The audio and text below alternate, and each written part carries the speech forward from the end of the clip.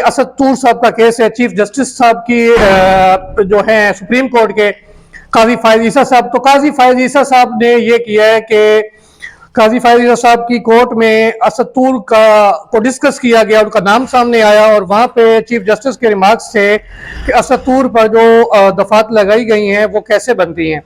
और chief justice साहब का कहना था कि क्या हमने सहाफियों के खिलाफ कोई शिकायत की थी, जो कि आपने FIA को, उन्होंने कहा कि जजों का नाम लेकर सहाफियों को नोटिस भेज दिया, हमारा कंधा इस्तेमाल कर रहे हैं और अपना काम निकाल रहे हैं।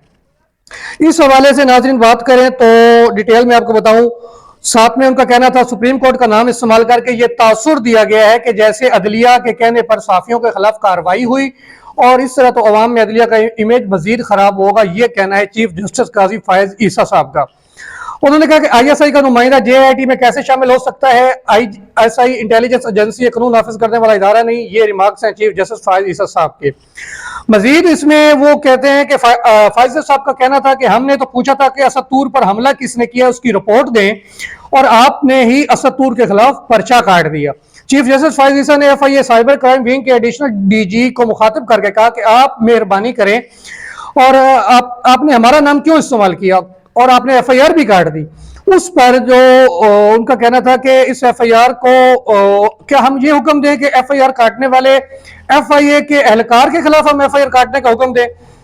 और असद तूर के खिलाफ उन्होंने कहा कि FIR में पीका की कुछ दफात का इतलाक ही नहीं बनता था। ये अटार्नी जनरल का मानना है, अटार्नी जनरल ऑफ पाकिस्तान का कहना है कि असद तूर के खिलाफ पीका ऑर्डिनेंस का इतलाक ही नहीं होता। ये उन्होंने इंकशाफ किया है सुप्रीम कोर्ट के रूबरू।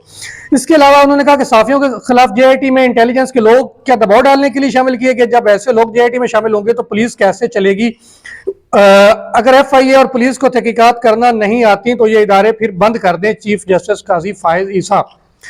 उसके अलावा असद तूर केस में अटार्नी जनरल ने सुप्रीम कोर्ट के सामने आपको बता चुका हूं तस्लीम किया है कि FIA की FIR में पीका सेक्शन 9, 10 और 25 अट्रैक्ट नहीं करती। याद रहे इसी बुनियाद पर मतहत अदलिया ने असद तूर का जो है वो 10 रोजा जिस्मानी रिमांड पर उसको जेल ट्रांसफर कर दिया है। अगर मैं आपको इस केस की डिटेल बताता हूं, थोड़ी सी आपके साथ शेयर करता हूं, तो इसमें यह है कि उन्होंने कहा है ये FIA की तरफ से सहाफियों को नोटिस और हरासा किए जाने के खिलाफ सुप्रीम कोर्ट में एक बड़ी समाअत सामने आई है, जिसमें चीफ जस्टिस काजी फायज ईसा साहब जो हैं उनकी सरबराही में 3 रुकनी बेंच ने केस की समाअत सुना है। Attorney general of Pakistan supreme court में पेश हुए, उन्होंने दलाइल दिए। मतियुल्लाह जान अगवा केस, अबसार आलम पर हमले के मुकदमात में गैर तसली बख्श कारकर्दगी पर चीफ जस्टिस पाकिस्तान का IG इस्लामाबाद पर शदीद बरहमी का इजहार। एक क्राइम की रिकॉर्डिंग मौजूद है, इन मुल्जिमों का सुराग नहीं लगा सके। चीफ जस्टिस की रिमार्क्स। अटार्नी जनरल साहब का कहना था ये किस किस्म के IG हैं, उनको हटा देना चाहिए। अटार्नी जनरल से ये क्वेश्चन था फायज ईसा साहब का। असद तूर पर हुकूमती अफसरान का वकार मजरूह करने का इल्जाम है, ऐसा वक़्फ़ अपनाया बैरिस्टर जो है सलाहुद्दीन साहब उनकी जानिब से। और वहां पे ये क्वेश्चन भी हुआ कि क्या FIR में अफसरान का जिक्र है जिनका वकार मजरूह हुआ। जस्टिस इरफान सादत खान साहब का ये रिमार्क सामने आए, जिसमें सलाहुद्दीन साहब का कहना था कि FIR में किसी अफसर का नाम नहीं लिखा कि जिसका वकार मजरूह हुआ। बैरिस्टर सलाहुद्दीन ने अदालत में असद तूर पर FIR का मतन पढ़कर सुना दिया। FIR में जो दफात हैं ये किस तरह से लगाई गई हैं, आप हमसे ज्यादा कानून जानते हैं, ये बताइए। चीफ जस्टिस ने FIA के ऑफिसर से सवाल पूछ लिया। आप में से कोई पढ़ा लिखा है भी या नहीं। आपने FIR में किसी प्रोग्राम का जिक्र नहीं किया, किसी का ट्वीट का जिक्र नहीं है। क्या हमारे कंधे पर रखकर बंदूक चला रहे हैं। हम कोई शिकायत की है या किसी जज ने, रजिस्ट्रार ने शिकायत की है। चीफ जस्टिस ने वहां पे पूछा और खामोशी छा गई। उन्होंने कहा आपकी तरफ से कोई शिकायत नहीं है। मतलब अब समझें, जब चीफ जस्टिस काजी फायज ईसा और सुप्रीम कोर्ट की जानिब और आला मुअज़्ज़िज़ अदलिया की जानिब से कोई शिकायत ही दर्ज नहीं करवाई गई, तो उनका नाम इस्तेमाल करके असद तूर पर FIR दर्ज करवाई गई और असद तूर के बारे में यह कहा गया कि लोअर कोर्ट्स में उनको रिमांड लेने के लिए बार बार कहते रहे कि उन्होंने आला अदलिया और हुकूमती आला तरीन शख्सियात पर तनकीद की और उनका वकार मजरूह हुआ, उनकी बेइज्जती हुई। तो जब सुप्रीम कोर्ट में वो पूछ रहे हैं तो वहां पे अटार्नी जनरल साहब भी कह रहे हैं कि ऐसा कुछ नहीं हुआ, किसी ऑफिसर जिसका वकार मजरूह हुआ उसका नाम मेंशन नहीं किया गया। तो बड़ी भोंडी किस्म की FIR माजी में भी जर्नलिस्ट पे होती रही और अब फिर से असद तूर पर है। इमरान रियाज खान घर आ चुके हैं।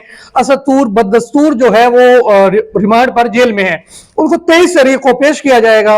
अब देखना यह है कि क्या फायज ईसा साहब जो हैं वो इस सब का सो मोटो लेते हैं, जो साफियों पर जो गुंडागर्दी से FIR काटी जा रही हैं और मनपसंद साफियों को सामने लाया जा रहा है, तो क्या इस पर कुछ होगा या नहीं, ये देखना बाकी है। लेकिन सलाउद्दीन साहब हों, बैरिस्टर सलाउद्दीन साहब हों या बाकी जी उनके जितने भी मुआमनीन हों, तो उन्होंने बड़ा अच्छा इनिशिएटिव लिया है और बड़ा अच्छा मौक़िफ़ लेके वो कोर्ट पहुंचे हैं।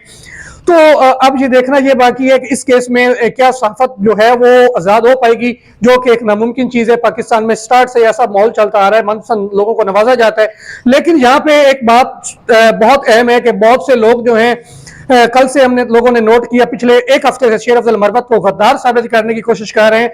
और वो जो लोग शेर अफजल मरवत को गद्दार साबित करने की कोशिश कर रहे हैं, उनके पीछे कौन है? उनके पीछे आदिल राजा है, जिसको आर्मी कोर्ट से सजा हो चुकी है। उसको गद्दार वतन कहा है। आर्मी कोर्ट्स ने जब उसको सजा दी है कि उन्होंने मुल्की इदारों की बदनामी का बायस बने हैं। और आदिल राजा जो हैं वो यूट्यूब से जो पैसा कमा रहे हैं, वो पाकिस्तान तहरीक इंसाफ के जो व्यूवर्स हैं, जो पाकिस्तान तहरीक इंसाफ की जो लोग हैं, जो उनके फॉलोअर्स हैं, तो वो उनके जरिए से यूट्यूब से पैसा कमा रहे हैं। लेकिन वो उसी का चूरन इस्तेमाल करके अभी तक वो शेर अफजल मरवत को गद्दार साबित कर, वो उनको जब मैंने सुना तो उनका ये मौक़िफ़ है कि शेर अफजल मरवत को पुलिस अरेस्ट नहीं करती।